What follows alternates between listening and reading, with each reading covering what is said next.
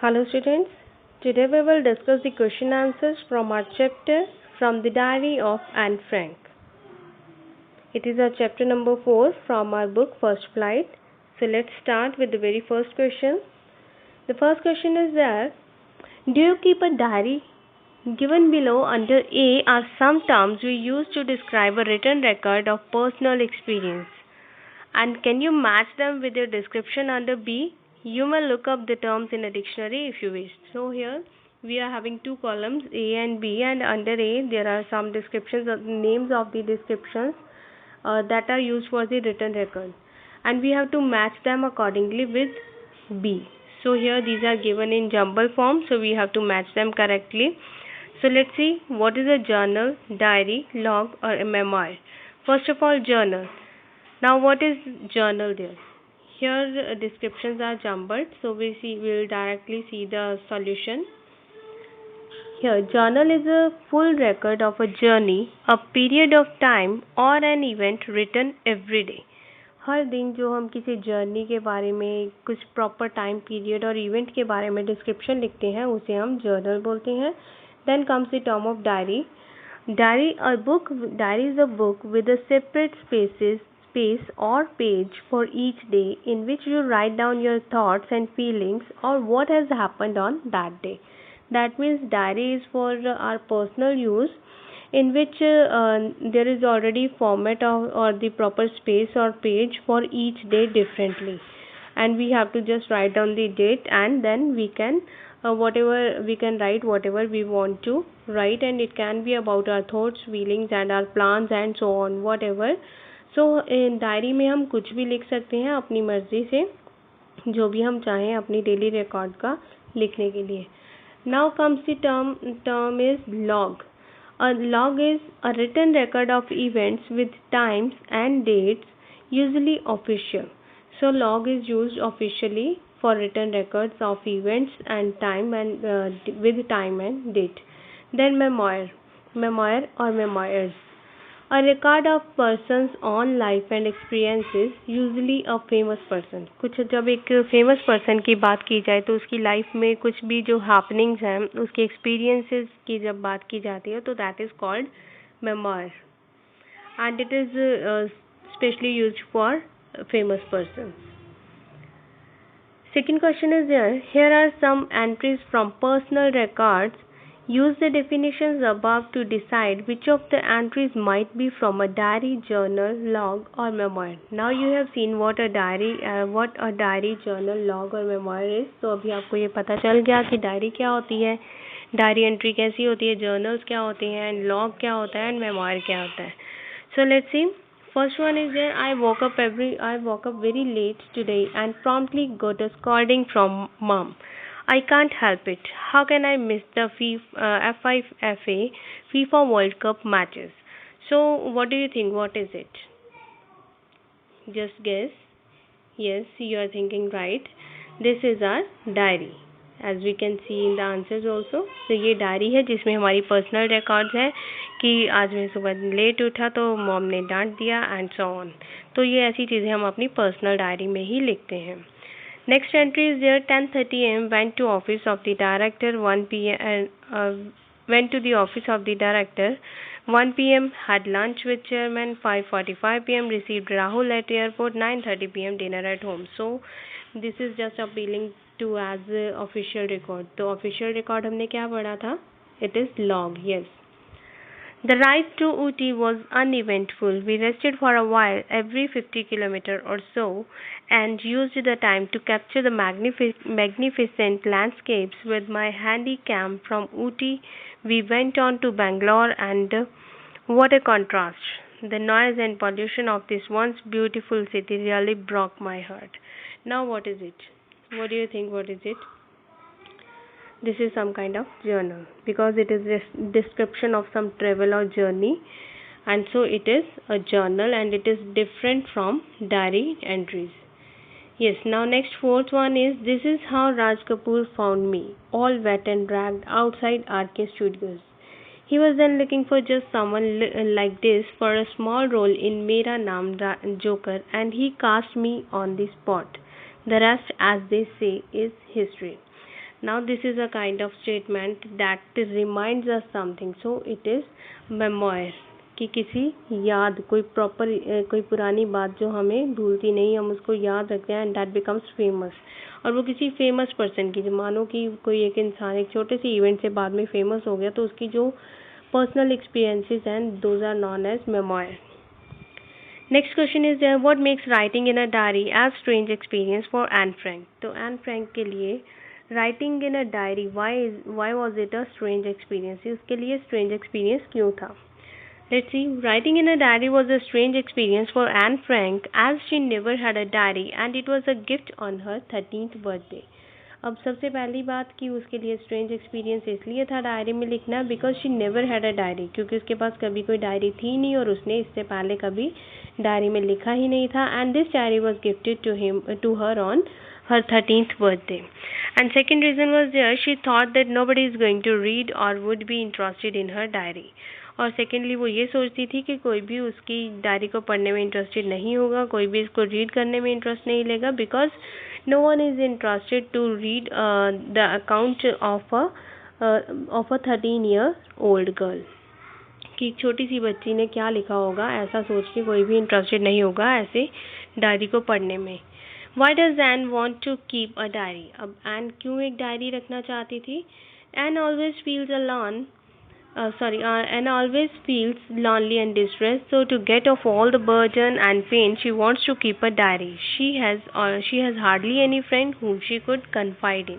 Confide in means किसी पे आंख बंद करके विश्वास करना, लाइक इतना ज़्यादा विश्वास कर लेना कि वो इंसान पे आप इस तरह से विश्वास करते हो कि उसको एक जान मानते हो और यही सोचते हो कि वो इंसान आपकी बात को, आपके सीक्रेट को कभी भी डिस्क्लोज नहीं करेगा। That means to take someone into confidence.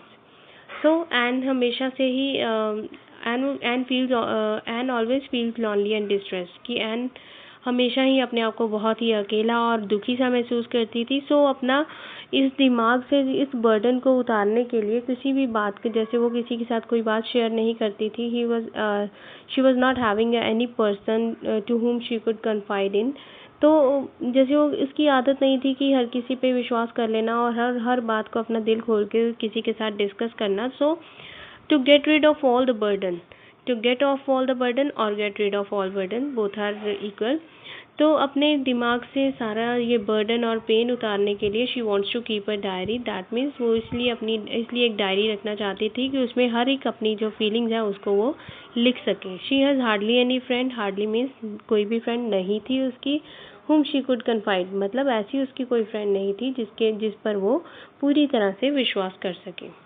Why did Anne think she could confide more in her diary than in people? अब Anne ऐसा क्यों सोचती है कि she could confide more in her diary, कि वो अपनी डायरी पे किसी इंसानों से ज़्यादा कहीं ज़्यादा विश्वास कर सकती थी। उसने ऐसा क्यों सोचा? Anne felt that paper had more patience than people to listen to her plight. अब एन सोचती थी कि उसकी जो दुख दर्द भरी जो सिचुएशंस हैं, unfortunate difficult situation, plight means unfortunate difficult situation, कोई भी उसकी दुखी भरी कहानियाँ या उसका स्ट्रेस का जो भी कारण है, तो उसको शेयर करने के लिए शी थॉट कि पेपर के पास ज़्यादा पेशेंस है दैन पीपल। क्योंकि लोग तो कई बार होता है ना, किसी के साथ हम अपने दिल की बात शेयर करते हैं, अपनी फीलिंग्स शेयर करते हैं, तो इंसान तो ऊब भी सकते हैं, इन चीज़ों से बोर हो सकते हैं, बट पेपर एक ऐसी चीज़ है जिस पे हम कुछ भी लिखें, कितना भी लिखें, वो कभी हमें जवाब नहीं देगा, कभी ये नहीं कहेगा कि बस मैं थक गया हूँ, अब मेरे ऊपर मत लिखो।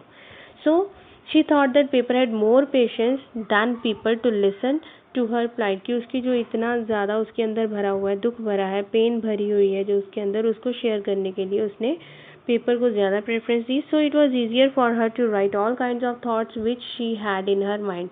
तो ये उसके लिए बहुत ही ईजी था और बहुत ही कंफर्टेबल फील करती थी वो, वो इस बात को लेकर बहुत कंफर्टेबल थी कि वो पेपर के ऊपर तो अपनी कुछ भी मन की जो कहानी है वो कुछ भी लिख सकती है, और रादर कि जब किसी इंसान के साथ शेयर करना है तो बात को कहीं ना कहीं मोल्ड भी करना पड़ सकता है, कि डायरेक्टली कुछ ऐसी बातें होती हैं कि डायरेक्टली इंसान को वैसे नहीं कही जा सकती। तो it was easier for her to write all kind of thoughts which she had in her mind. Her personal diary was not meant for any one else to read, और इसीलिए जो उसकी ये जो डायरी थी वो सिर्फ इसने अपने पर्सनल यूज़ के लिए ही रखी थी, and it was not meant for any one else to read, वो इसलिए नहीं था कि इसको कोई भी इंसान उठा के पढ़ ले। Why does N provide a brief sketch of a life, अपनी लाइफ का ब्रीफ स्केच, अपनी लाइफ के बारे में ब्रीफली शॉर्ट वे से वो क्यों बताती है। Why does she think that it is necessary to give a brief sketch of her life? So answer is there. By providing the brief sketch of her life and wants to give an overview of her family, relatives and her age, this would help the reader to understand her musings. अब इसलिए कि अगर मान लो कोई भी इंसान कभी भी उसकी डायरी को पढ़ता है तो उसको डायरेक्टली ऐसा कुछ भी समझ नहीं आएगा अगर वो डायरेक्ट एंट्रीज शुरू कर देगी कि आज की डेट लिखी और साथ में अपना आज का डिस्क्रिप्शन लिख दिया, तो पढ़ने वाले इंसान को कैसे पता चलेगा कि ये किसके बारे में क्या कुछ लिखा जा रहा है, क्या उसकी बैकग्राउंड है। तो that's why she provided a brief sketch of her life, and she gave an overview of her family, and shortly she told in diary about, she described in her diary about her family members, relatives and about her age. So that was the main reason, to describe the things briefly so that the readers could understand whatever she wanted to tell. What tells you that Annie loved her grandmother? अब क्या चीज़ों से हमें पता चलता है कि any जो है वो अपनी ग्रैंड मदर को बहुत प्यार करती थी।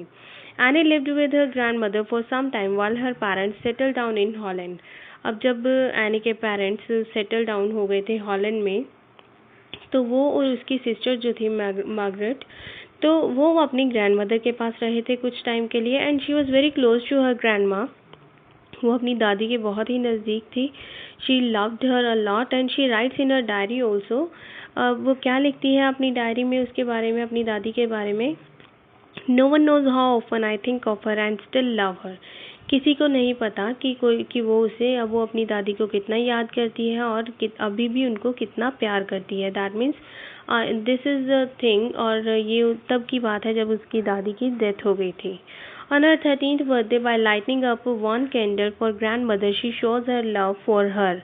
और अपने 13th बर्थडे पे एक एक्स्ट्रा कैंडल जो है वो लाइट करती है अपनी ग्रैंड माँ के नाम की, and it shows her love for her grand mother. Why was mister Keesing annoyed with Annie and what did he ask her to do? अब मिस्टर कीजिंग क्यों नाराज थे एनी के साथ, and what did he ask, और उन्होंने उससे any को क्या करने के लिए कहा। Mister Keesing was annoyed with Annie because she was very talkative, क्योंकि एनी जो थी वो बहुत ही ज़्यादा टॉकेटिव थी। She couldn't help herself without talking, वो अपने आप को चुप नहीं करवा सकती थी। she couldn't remain silent for a few minutes, so she was habitual of talking a lot. So Mr. Keating was annoyed with her, and he punished her by giving her extra homework to write essays to keep her silent, and the topics always related to her nature. And the topics were a chatterbox, then second time an incorrigible chatterbox, and third time quack quack quack, said Mistress Chatterbox. So mister जो Keesing थे उन्होंने इसको चुप करवाने के लिए क्या किया, एनी को एक्स्ट्रा होमवर्क दिया। फर्स्ट टाइम उन्होंने एक ऐसे लिखने को दिया जो कि उसकी नेचर के साथ ही रिलेटेड थे। तीनों टाइम जो ऐसे दिए थे, तो पहली बार दिया कि चैटर बॉक्स मीन्स एक इंसान जो बहुत ज़्यादा बोलता है, तो उसके बारे में उन्होंने उसको इंटेंशनली, मतलब सोच समझ कर कि इस वजह से शायद ये एक्स्ट्रा होमवर्क की वजह से शायद जो एनी अपनी आदत को सुधार ले और बातें करना बंद कर दे क्लास में during teaching time.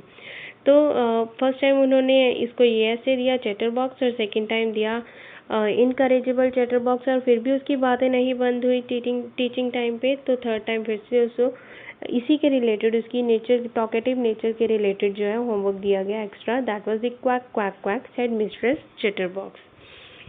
So how did Anne justify her being a chatterbox in her essay? तो ऐसे अपने ऐसे में वो किस तरह से अपने आप की, अपनी नेचर को, अपनी टॉकेटिव नेचर को जस्टिफाई करती है कि वो ठीक है, अगर वो बातें कर रही है तो उसको वो अपनी जगह ठीक है। So she answers, Annie justified her being a chatterbox in her essay by explaining that her talkative nature was due to her mother, who was also very talkative, and nobody could do anything about their inherited traits.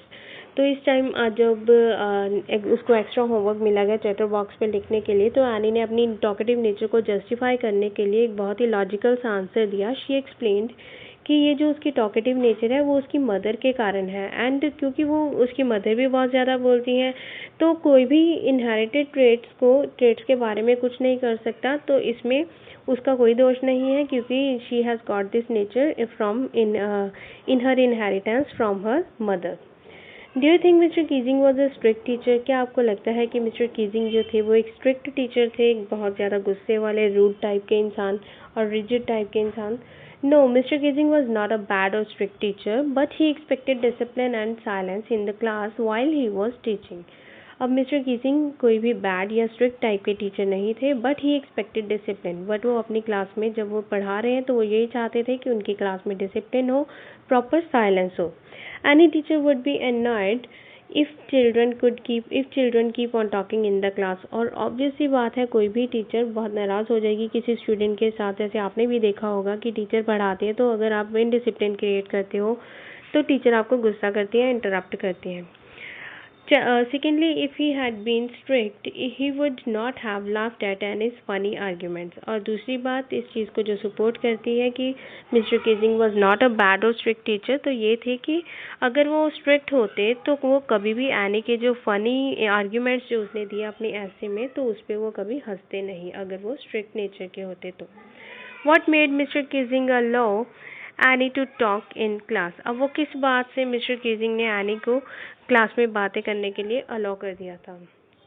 Annie was able to justify her talkative nature every time she was, यहाँ पे she की spelling गलत है, SKE लिखा है तो it is she, SHE। Every time she was punished by Mr. Kissing। तो हर time जब भी मिस्टर कीजिंग जो उसको पनिश करते थे एनी को कुछ एक्स्ट्रा वर्क दे के, एक्स्ट्रा होमवर्क दे के कि तो हर टाइम वो जस्टिफाई कर लेती थी अपनी टॉकेटिव नेचर को अपने ऐसे में। तो एनीज लास्ट ऐसे इन the form of a poem shot mister Keesing the lighter side of A naughty child. अब एनी वॉज नॉटी चाइल्ड जो कि बातों से अपनी बातें करने की आदत से बाज नहीं आ रही थी।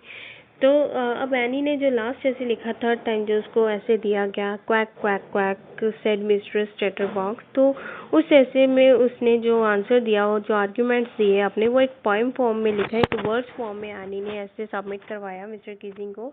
तो उसमें एनी ने अपनी एक नॉटी चाइल्ड की लाइटर साइड को वहाँ पे उसने शो किया कि एक नॉटी चाइल्ड वो किस वजह से है, और उसका दूसरी तरफ देखा जाए तो वो अपनी आदत से एक मजबूर है। तो it help bridge the generation gap between the teacher and the student. तो ये जो उसके आर्ग्यूमेंट्स थे जिसमें उसने एक बच्चे की, एक नॉटी चाइल्ड की लाइटर साइड को, दूसरे एस्पेक्ट को, उसकी नेचर के दूसरे एस्पेक्ट को शो किया, तो it help bridge the generation gap. तो इससे वो जनरेशन गैप में जो था, एक जो जनरेशन गैप जो था उसमें ब्रिज से उस गैप को फिल कर दिया उस आर्ग्यूमेंट्स ने that were given by any. तो ये इस तरह से एक टीचर और स्टूडेंट के बीच में जो जनरेशन गैप शो किया गया है तो उस गैप को फिल कर लिया एनी ने अपने आर्ग्यूमेंट्स के साथ। सो दैट्स वाई मिस्टर कीजिंग ने अलाउ कर दिया एनी को क्लास में बात करने के लिए। इफ़ यू रिमेंबर कि हमने पढ़ा था कि जो थर्ड ऐसे था quack quack quack miss said mistress chatterbox, तो ये जो थर्ड टाइम ऐसे दिया था तो उसमें उसने वर्स फॉर्म में इसको आंसर दिया था मिस्टर कीजिंग को। और उसमें क्या डिस्क्राइब किया था इसने कि जो 3 डकलिंग्स हैं वो इतना ज़्यादा क्वैक क्वैक करते थे कि उनके फादर ने उनको इतना गुस्सा किया और इवन उनको इतना ज़्यादा बोल बोल के उनको मार के इनको फिज़िकली उनको टॉर्चर करके उनको अल्टीमेटली डेथ तक पहुंचा दिया, कि मतलब वो बेचारे जो डकलिंग्स थे वो मर ही गए। इतना ज़्यादा वो उनका जो फादर था उनके इस टॉकिंग नेचर से, क्वैकिंग नेचर से इरिटेट होता था अपने बच्चों की, तो अल्टीमेटली उसने उनकी जान ही ले ली, इतना ज़्यादा उनको पीटता था। सो इस तरह से उसने इस चीज़ को शो किया कि ये जनरेशन गैप है। तो इस जनरेशन गैप को, टीचर और स्टूडेंट के बीच के जो जनरेशन गैप है, उसने इस ऐसे के थ्रू उसने एनी ने इसको ब्रिज कर दिया, गैप को फिल कर दिया।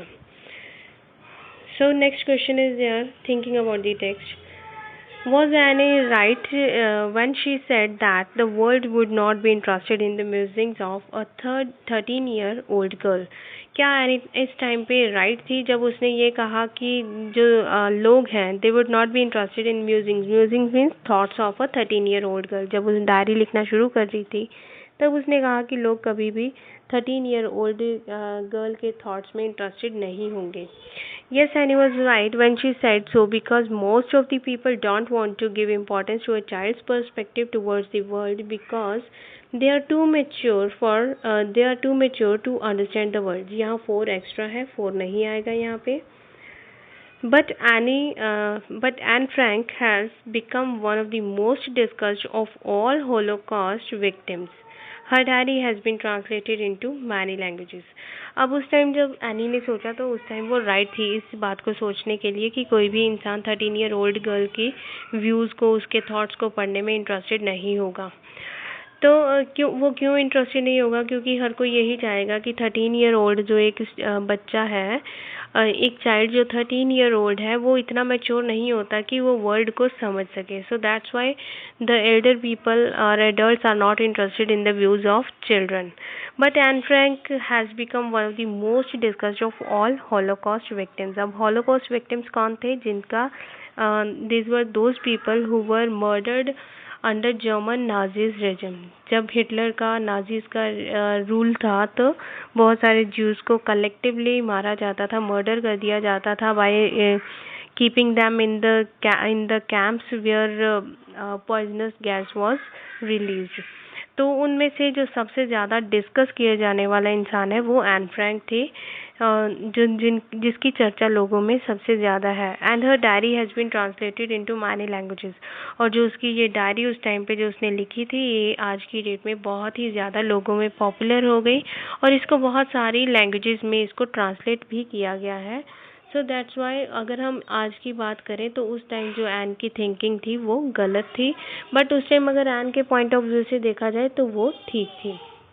So the answer can be both in yes or no. It is up to you how you justify your answer. Next is there are some examples of diary or journal entries in the before you read section. जो हमने starting में first और second question पढ़ा. तो compare these with what Annie writes in her diary. अब हमें ये compare करना है. अब मैंने आपको first of all explain किया in our first और second question कि log क्या होता है, diary क्या होती है, memoir क्या होता है, and one more was there, memoir, log, diary और जर्नल. तो ये 4 चीज़ें मैंने जैसे आपको एक्सप्लेन की. तो you have to find out what language was the diary originally written in what way is Anne's diary different. कि अब आपको पता है कि ये चारों क्या होते हैं. तो अब आपको ये देखना है कि जो एन ने डायरी लिखी कि वो किस लैंग्वेज में लिखी गई थी ओरिजिनली, ये बताना है. And in what way is Anne's diary different, कि एन की जो डायरी है वो बाकी डायरीज से किस तरह से डिफरेंट है. Anne's diary is entirely different from most of the examples given before the text. So यहाँ पे एन की जो डायरी है वो टोटली डिफरेंट है. वो जो उन एग्जाम्पल्स से जो हमें टेक्स्ट के पहले इस चैप्टर को पढ़ने से पहले बिफोर यू रीड सेक्शन में दी गई है. So it is somewhere closer to memoir. और वो किस तरह से डिफरेंट है? क्योंकि ये थोड़ा सा ऐसा लग रहा है कि it is somewhere closer to memoir. Memoir जो मैंने आपको डिस्क्राइब किया अभी कि मेमोयर होता है किसी फेमस पर्सन की एक्सपीरियंसेस, कि जो एक इंसान अगर फेमस हो गया तो उसके जो एक्सपीरियंसेस हैं पुराने प्रीवियस एक्सपीरियंसेस, तो these are known as memoir. तो अगर हम इस बात में यहाँ पे देखें, इसको हम जस्टिफाई करने की कोशिश करें तो Anne has become very famous.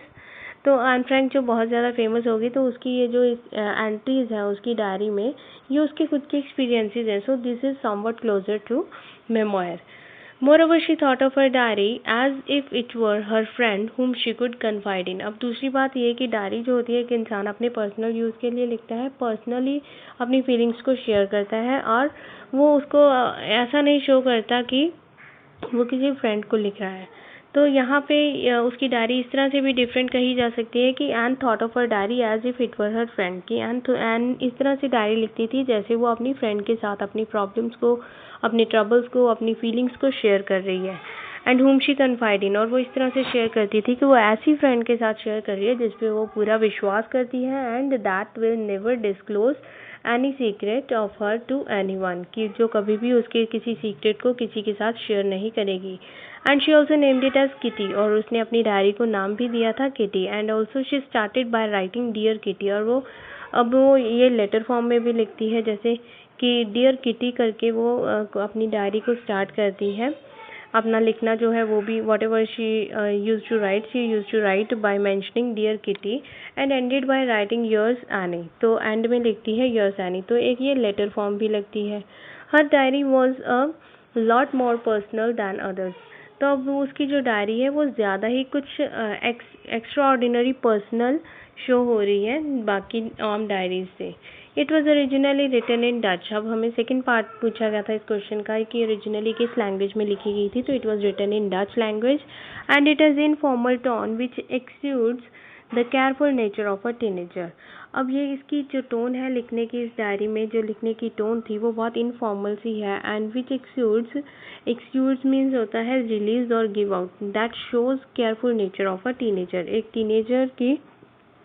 Teenager girl की केयरफुल नेचर शो कर रही है उसकी ये diary. Next question is why does Anne need to give a brief sketch about her family, ये हमने पहले भी पढ़ा था। And does she treat Kitty as an insider और an outsider. Anne claims that paper has more patience than people. She also mentions that she is usually depressed and all alone. अब N claim करती है कि paper के पास ज़्यादा patience होती है rather than people.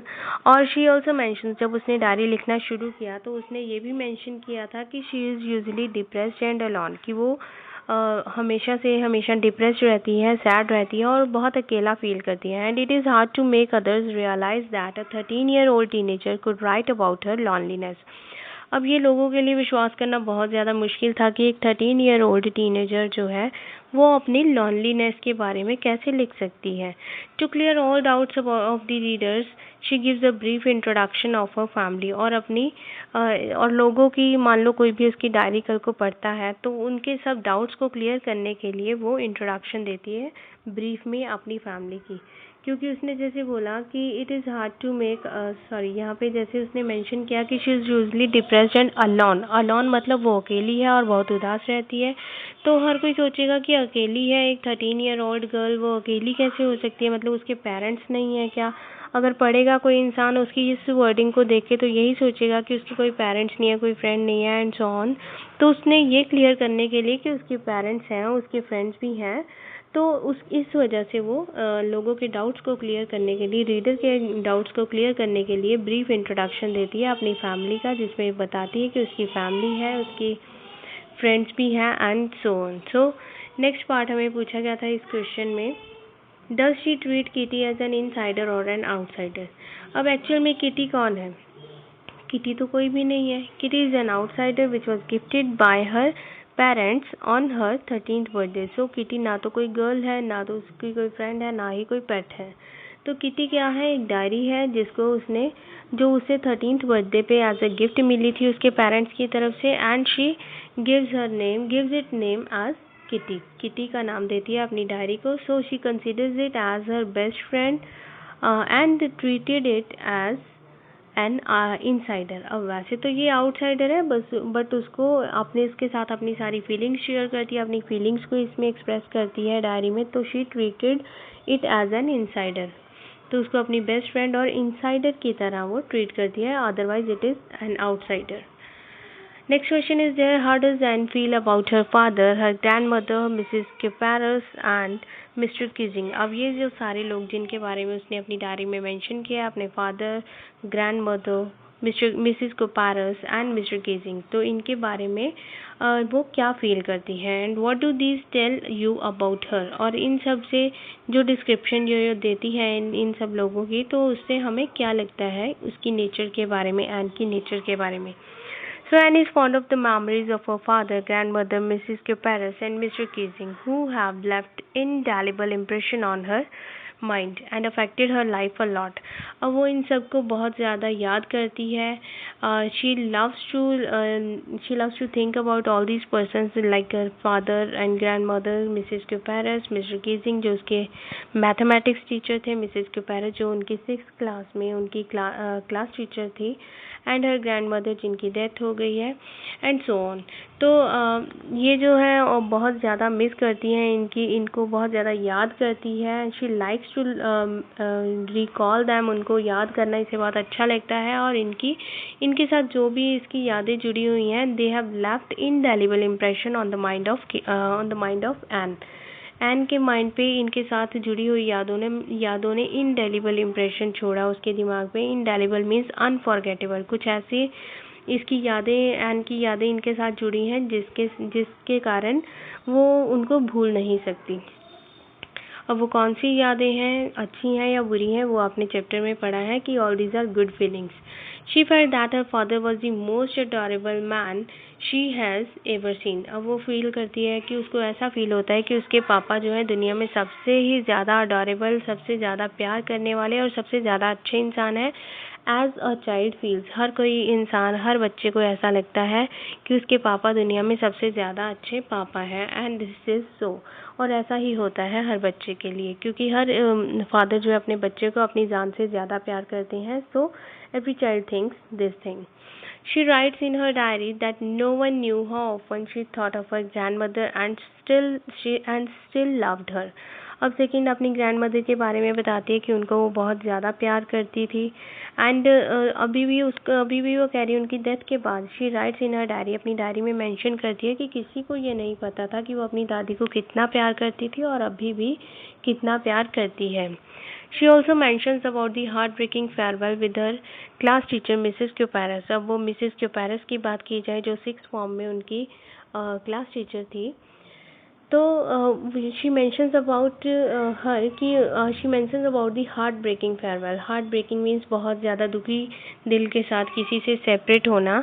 तो उस चीज़ को भी वो अपनी डायरी में मेंशन करती है। And she has explained how she justified her talkative nature to mister Keesing. अब मिस्टर कीजिंग का डिस्क्रिप्शन कैसे आता है कि वो बता रही हैं कि किस तरह से उसने अपनी टॉकेटिव नेचर को जस्टिफाई किया मिस्टर कीजिंग के साथ, कीजिंग को, जो कि हमेशा उसके साथ नाराज़ रहते थे उसकी टॉकेटिव नेचर के कारण। Now the way she represents all of them. अब हमें ये पूछा गया था सेकंड पार्ट में कि what do these tell you about her, उसकी ये सारी बातें हमें क्या बताती हैं। So the way she represents all of them in her diary reveals that Anne was very good at understanding people and at developing interpersonal relationships. So इस बातों से जो भी वो डिस्क्राइब करती है इन लोगों के बारे में, तो हमें ये पता चलता है कि एन जो है बहुत ही मैच्योर लड़की है। She was very good at understanding people. उसको लोगों की समझ बहुत अच्छे से, वो लोगों को समझती है, उनकी नेचर को समझती है। And she develops very good relationships with others. What does Anne write in her first essay? तो अपने पहले ऐसे में जो उसको मिलता है मिस्टर कीजिंग की तरफ से एज एन एक्स्ट्रा होमवर्क, जो अ चैटर बॉक्स, तो उसमें वो क्या जस्टिफाई करती है, किस तरह से उसको एक्सप्लेन करती है। Mister Keesing asked her to write an essay on the topic a chatter box as a punishment. In the essay, she accepted the drawbacks of being talkative but agreed that it was in her genes as her mother was also very talkative. अब इसमें जब उसको extra homework दिया जाता है mister Keesing की तरफ से एज अ पनिशमेंट, तो वो अपने ऐसे में इस तरह से जस्टिफाई करती है कि वो एक्सेप्ट करती है कि टॉकेटिव होना बुरी बात है, इसके बहुत सारे नुकसान हैं। But she also argued, but वो इस बात पे भी आर्ग्यूमेंट देती है, बहस करती है, अपना लॉजिक देती है कि it was in her jeans.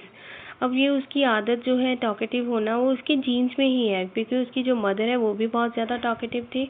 And it was difficult to give up the habit and it was also a student's trait. Moreover she also gives an argument in favour कि ये तो बच्चों की आदत होती है, ये तो बच्चों की क्वालिटी है बातें करना। And it was difficult to give up the habit, और ये हैबिट को छोड़ना बहुत मुश्किल है क्योंकि ये उसको अपने जीन्स से मिली है, अपनी मदर से ये आदत मिली है। Even mister Keesing laughed at the argument she had given, और जो मिस्टर कीजिंग थे वो भी उसके इस आर्ग्यूमेंट्स पे हंस पड़े। Next question is there, and says teachers are most unpredictable. Is mister Keesing unpredictable? अब नेक्स्ट क्वेश्चन में हमें बोला गया है कि टीचर्स जो होते हैं अनप्रिडिक्टेबल नेचर के होते हैं, मतलब उनका कुछ नहीं कहा जा सकता कि वो अभी क्या सोच रहे हैं, क्या नहीं सोच रहे, उनके फेस पे क्या दिखता है और वो एक्चुअल में क्या वो सोचते हैं और वो क्या डिस्क्राइब करते हैं। तो दिस वे अब वो एग्जाम्पल पूछिए मिस्टर कीजिंग की कि वो किस तरह से, वो क्या वो भी अनप्रिडिक्टेबल है या नहीं। So answer is there. Anne felt that a quarter of her class was dumb and should be kept back and promoted to not promoted to next class. अब एन को फील होता है कि अब एन जिस तरह से सोचती है, अपना पॉइंट ऑफ व्यू बता रही है कि क्वार्टर ऑफ हर क्लास जो है वो उसमें ऐसे स्टूडेंट है, एक चौथाई हिस्से में ऐसे स्टूडेंट है क्लास के कि जो डम्ब है, मतलब बहुत ही ज़्यादा डलर्ड है, जिनको कि फेल कर देना चाहिए, जिनको नेक्स्ट क्लास में प्रमोट नहीं करना चाहिए. However, she also felt that the teachers were the most unpredictable creatures on the earth. और दूसरी साइड उसको ये भी लगता है कि जो टीचर्स है वो बहुत ज़्यादा अनप्रिडिक्टेबल होते हैं, उनकी नेचर का कुछ नहीं कहा जा सकता, कि वो अब एन की नज़रों में तो quarter of her class was डम, बट टीचर्स के हाथ में है और टीचर्स की नेचर के अकॉर्डिंग अगर वो क्या सोचते हैं कि इनको प्रमोट किया जाए या नहीं किया जाए. So Anne took perfect example of mister Keesing also as an unpredictable nature and unpredictable teacher because Mr. Keesing seemed to be indifferent towards Anne's behavior. अब एन जो है मिस्टर कीजिंग के एग्जाम्पल लेके डिस्क्राइब करती है and she says कि mister Keesing जो है बहुत ही इनडिफरेंट नेचर के लगते थे एन के बिहेवियर की तरफ, मतलब एन का जो बिहेवियर था उसकी तरफ उनका कोई ध्यान नहीं है, ऐसा फील होता था. Earlier he laughed but later he allowed Anne to talk in the class most reading her essay. सो पहले तो जैसे एन को बहुत ज़्यादा गुस्सा करते हैं कि उसके टॉकेटिव नेचर के कारण, और बहुत ज़्यादा इस चीज़ के साथ अनॉयड रहते हैं कि वो हमेशा बातें करती रहती है और क्लास में सिंसियर नहीं होती, इनडिसिप्लिन रहती है एंड सो ऑन, और उसको एक्स्ट्रा होमवर्क असाइन कर देते हैं.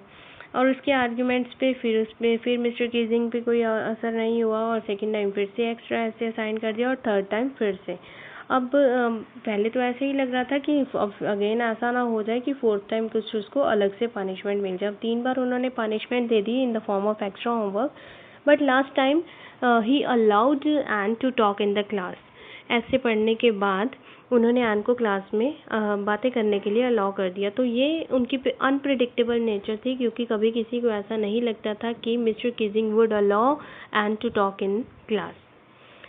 So what do these statements tell you about Anne Frank as a person? अब ये कुछ एक स्टेटमेंट्स हैं हमारे पास, उसको हमें देखना है, ध्यान से पढ़ना है और उसकी क्वालिटीज़ को फाइंड आउट करना है कि एन की क्या क्वालिटी शो हो रही है इसमें. So first one is there, we don't seem to be able to get any closer and that's the problem. Maybe it is my fault that we don't confide in each other. अब यहाँ पे बात हो रही है, N कह रही है अपनी फ्रेंड के रिलेटेड कि वो अपनी फ्रेंड्स के साथ इतना क्लोज नहीं हो सकती थी, उन पे पूरी तरह से आंख बंद करके विश्वास नहीं कर सकती थी. ऐसा विश्वास नहीं था उसको अपनी फ्रेंड्स पे कि उनके साथ वो कोई भी प्रॉब्लम्स को डिस्कस कर ले. तो यहाँ से एन की नेचर का पता चल रहा है कि she was of reserved nature.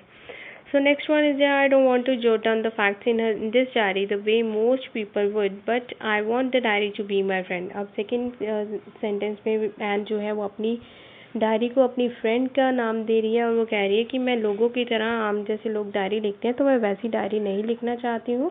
I just want my diary to be my secret और टू बी माई फ्रेंड. तो यहाँ पे उसकी ये जो नेचर है शो हो रही है, दैट इज़ कि she is self confident and inventive. Inventive मतलब हमने अभी तक नहीं सोचा कि किसी ने अपनी डायरी को एक पर्सन की तरह ट्रीट किया हो. तो यहाँ पे शी वॉज इन्वेंटिव कि उसने अपनी डायरी को अपनी फ्रेंड की तरह ट्रीट किया.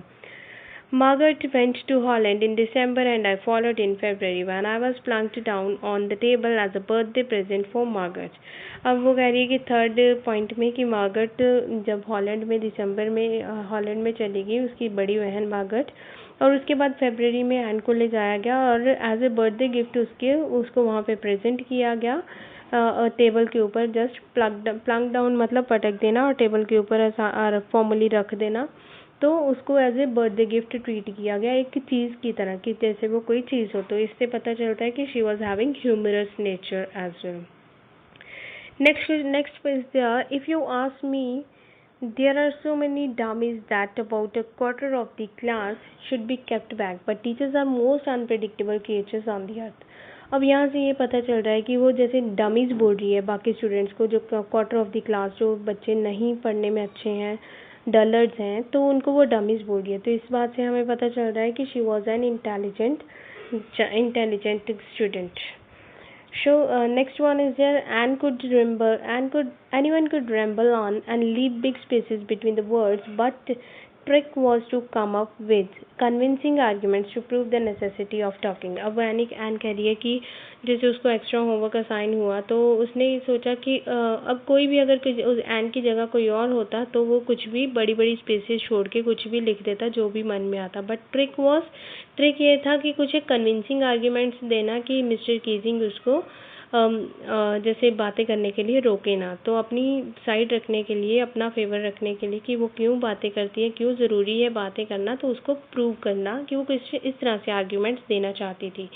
तो इस बात से पता चलता है कि she has sense of propriety and convincing attitude. Convincing attitude किसी को कन्विंस करना, अपनी बातों के साथ सेटिस्फाई करना, एंड प्रोप्राइटी मीन्स उसको रूल्स एंड रेगुलेशंस की प्रॉपर फॉलो करती है वो।